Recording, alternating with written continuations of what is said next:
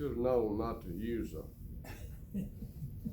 iPad, cause gives the opportunity for something to go wrong.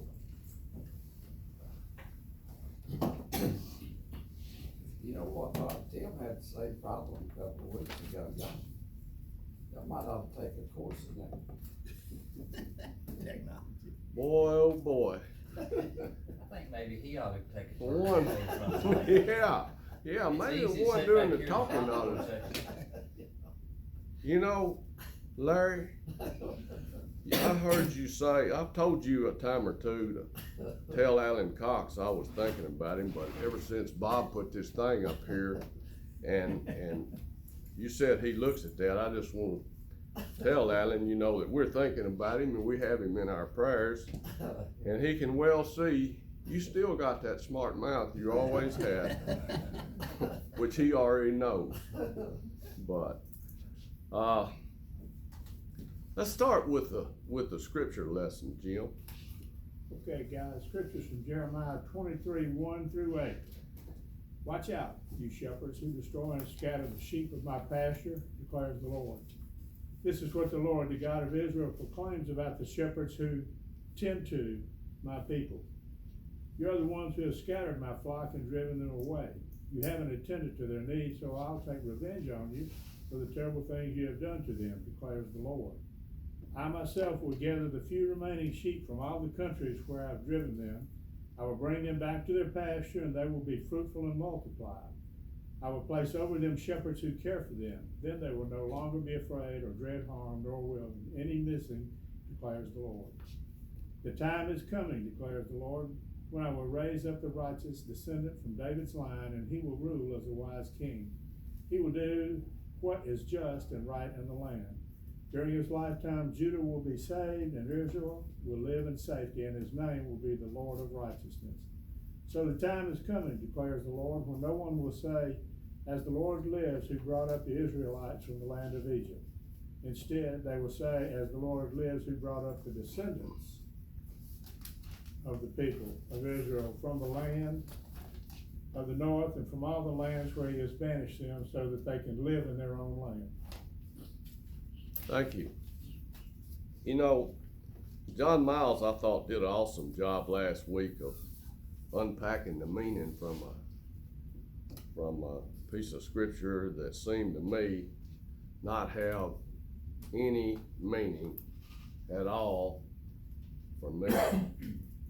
I mean, I read that story, John, like this. It sounded like to me, go marry a whore, and oh, by the way, she'll be unfaithful to you. And have some children with her, and give them each a disgraceful name. And, you know, that's how that sounded to me. You know, if you read it for what it's worth, but I will say, John, that my wife read that, and she told me she had a take that was pretty much like you put it forth more, but I didn't see it.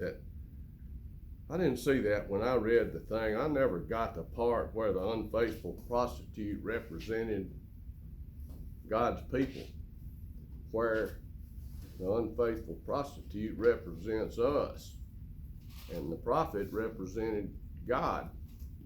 Because, you know, when it comes to an allegory, a parable, a metaphor, symbolism, a fable, these things baffle me. That drove me from being a liberal arts major in college to taking agriculture. Because, you know, when you read something in agriculture, it just doesn't, they say what it is. There are laws and things. It's a straightforward deal. And some people can really unpack, and they can see those kind of things, but I'm not one of them. I'm like, why don't they just say it like it is? But,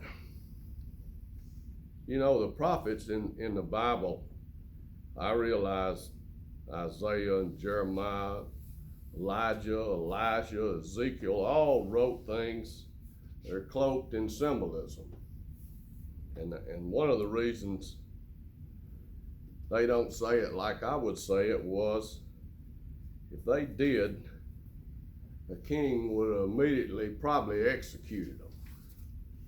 You know, they had to say it where they put it out there, and the king might say, are you saying something about, no, you take it for what it is. You know, the Lord may tell you, but they, you know, many of the prophets, even though they put things in a way that's hard to understand sometimes, a lot of them got martyred anyway.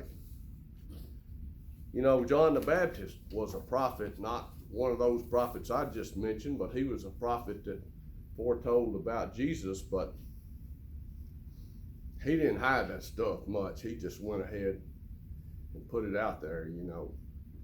And it didn't take him long till he was in jail. And it didn't take him long till they cut his head off when he was in his 30s. You know, I guess he was in his 30s. They say Jesus was crucified when he was in his 30s.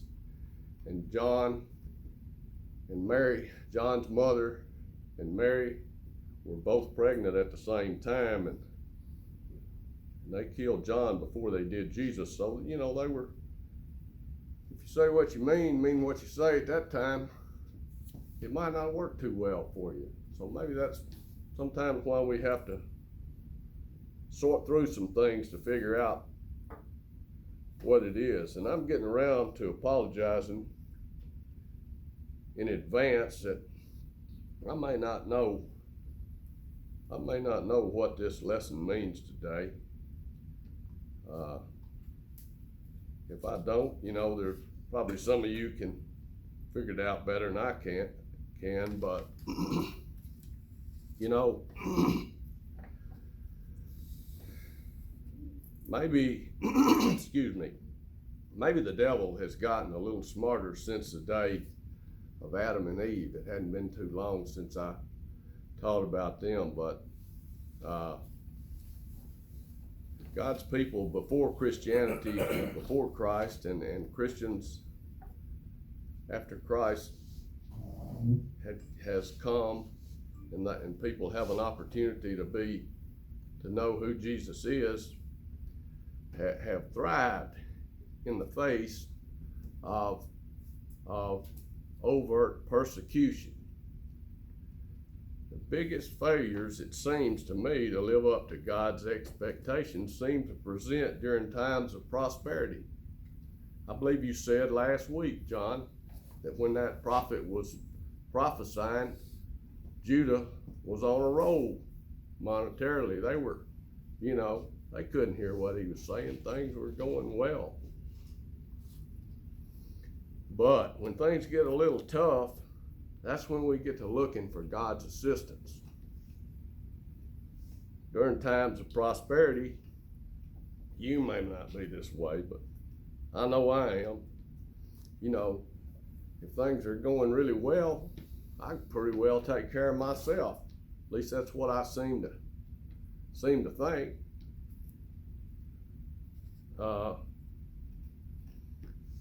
But anyway, here's what I thought about today's lesson. John, I didn't know you were going to be here. This is not going to apply to you, but a lot of you guys in here have children, and it really doesn't matter. You have family that you love dearly, and I'm going to use children as an example, because all these old guys have some. This has happened to them. But it's just an example. I'm not trying to tell you my kids are any one way or another, but it's I bet this will resonate with you some. It's not the people that you don't care for or your enemies that can hurt you the worst. It's those that you care for the most. You know, Amy and I put a lot of time and effort into raising Hope and Megan and Garrett. I got a grandchild, I really love him, but it's not the same. You know, I don't try to give him much direction. I just try to give him much, you know. If he wants it, I try to find a way to give it to him. But now, you know, I'm like I say, I'm not discouraged about my children, but some of the biggest hurts in my life have come when one of my children made a decision that I knew at the time they did it, it was wrong. It was wrong. It was gonna be a train wreck, but I couldn't stop it. The ones that stung the worst were either those where I felt like they might have disrespected me some or disappointed me some. You may have never experienced that, but as I get a little older, I understand it pretty well because I've had it done to me, and in retrospect, I did it to my parents.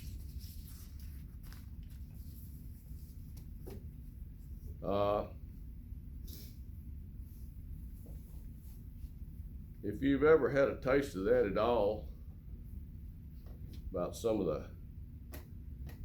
think about how some of the decisions that we make cause God to feel about us. We say God cares about us, He loves us. We're the ones that hurt Him the most. Just like He sent these prophets in here to tell these people to back off some of these things where they were going in the wrong direction. You know, I've been pretty fortunate in my life. You could say, some people could say, I've been lucky because I've been able to rebound from some of those poor decisions and failings that I implemented in the past, and some of those that I still implement today. But I don't say I've been lucky. I say God's blessed me. You know, not everybody in life rebounds from those mistakes. Sometimes it's because they continue to roll down that road that leads to destruction. They don't aim to turn back. Some seem to choose a destructive path in life. Some continue on the path of destruction, maybe because they do it accidentally. You know, I've said before, sometimes it's not what you know that hurts you, it's what you don't know. But others do it because there are some who either accidentally or purposely lead them down that path. You know, there's a stern warning in our lesson today, and Jim had opened up with what you said there. What'd it say? It said, you leaders that lead people in the wrong direction, you know, there's not much worse that you can do. When I read that, I thought, boy, those priests and preachers got a lot on them. They're in that position. God's telling them about that. That don't apply to me. Or does it? You know, what is our position as a Christian? We're supposed to lead people to be Christians. You and I a lot of time are looked upon as the leaders of our families. You know, maybe it's not. A lot of times it's easier for me to see how all this advice that prophets and the Bible gives applies to other people. I can see that. I can see that speck in their eye a lot better than I can see that 2x4 in my eye. But there's a stern lesson for those who, stern warning for those who lead people in the wrong direction, and we need to be careful that the shoe doesn't fit on our own foot.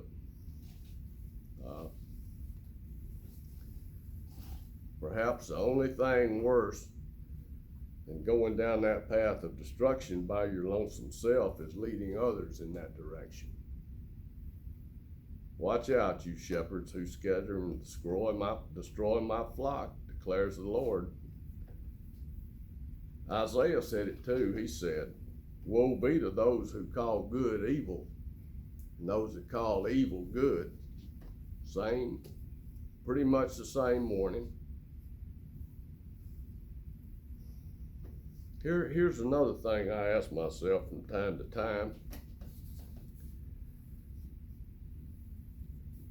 How will God judge those things that we do unknowingly, that discourage rather than encourage faith?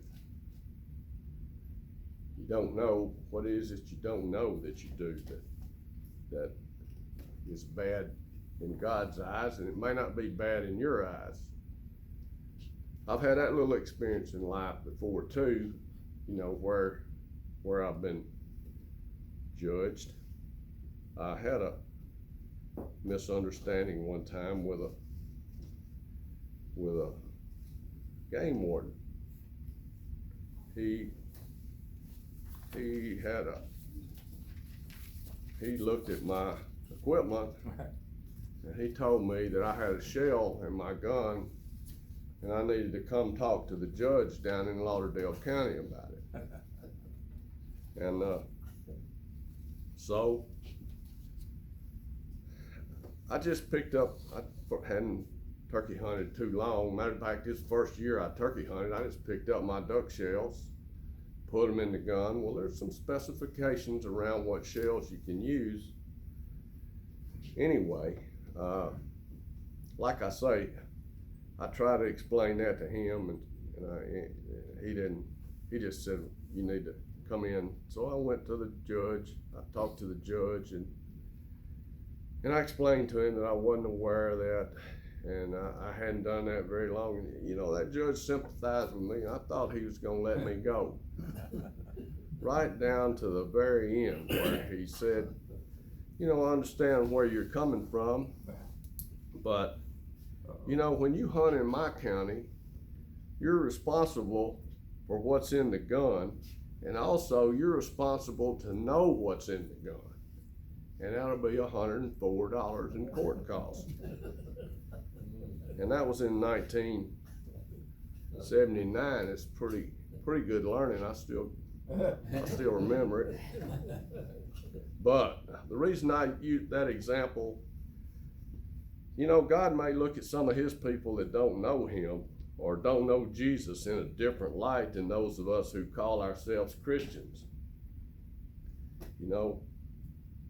We're supposed to be responsible for what's in the book. The law, we're supposed to know the law.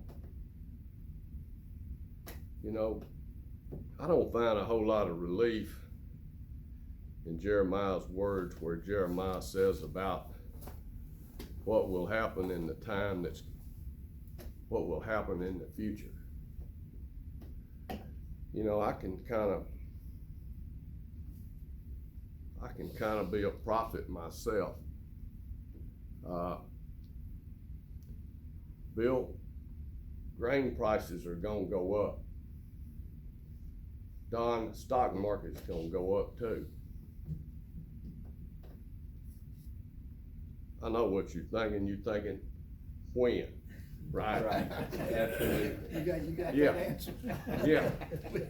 And that's, when I read these guys' predictions, I believe the end's coming sometime, but I don't think it's gonna catch me.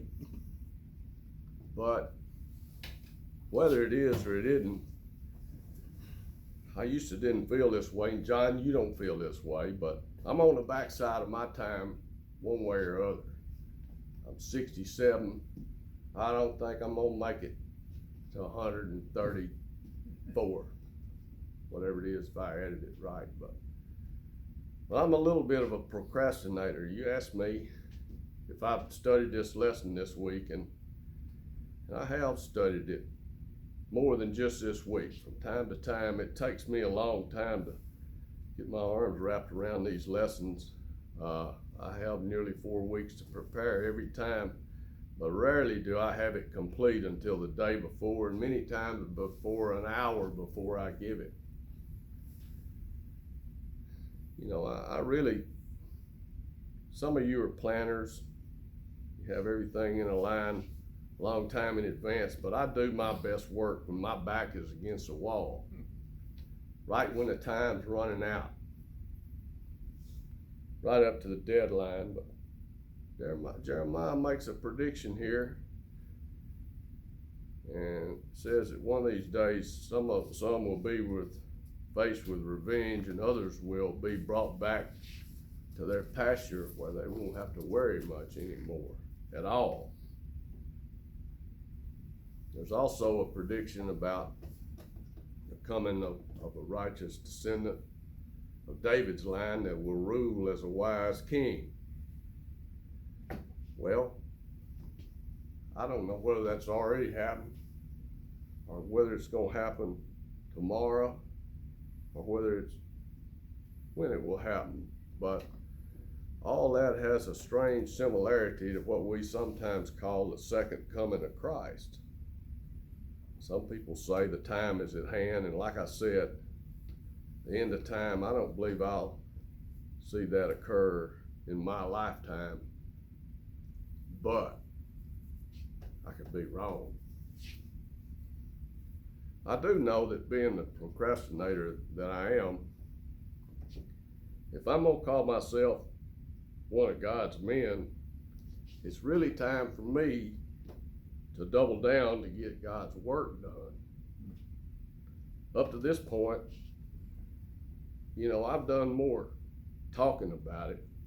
I've done more thinking about it. I've done more praying about it. But honestly, I can't say it's been the focal point of my life. Too often, I focus on those things that are what I think are gonna affect me for the rest of my life. Like this, do I have enough money to last me till I die? I think about that a lot, probably way too much. Well,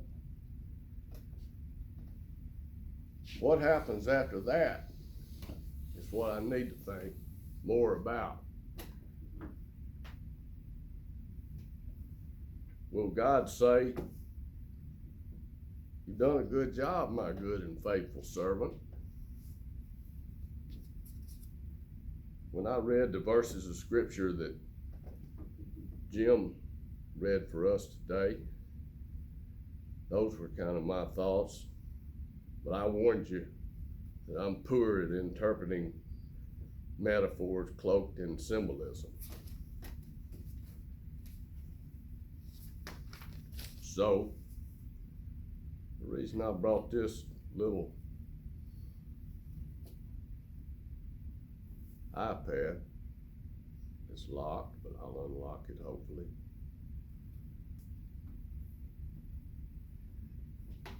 I always like to close with something I know's right. And, you know, I'm gonna skip over to another scripture that's not in our lesson today, but it does speak more to those things, how you need to think about when you think about where it's gonna be when you've done all you can in this life. And I think this is probably deserves more thought, and it's not cloaked in anything. It's pretty straightforward. Comes out of Matthew where it says, "Blessed are the poor in spirit, for theirs is the kingdom of heaven. Blessed are those who mourn, for they will be comforted. Blessed are the meek, for they will inherit the earth. Blessed are those who hunger and thirst for righteousness, for they will be filled. Blessed are the merciful, for they will be shown mercy. Blessed are the poor in heart, for they will see God. Blessed are the peacemakers, for they will be called children of God. Blessed are those who are persecuted because of righteousness, for theirs is the kingdom of heaven. Blessed are you when people insult you, persecute you, and falsely say all kinds of evil against you because of me. Rejoice and be glad, because great is your reward in heaven, for in the same way they persecuted the prophets who were before you. Those are the things that, if you want to take something home from my lesson today, you can put that in your day book. If you're old, like many of us are, John, you can put it in your iPhone, but probably be better if you write it on your heart to consider during the days that we have left, to punctuate why we should be among those who God calls back into his pasture, and we'll no longer have to be afraid and dread harm. Thank you.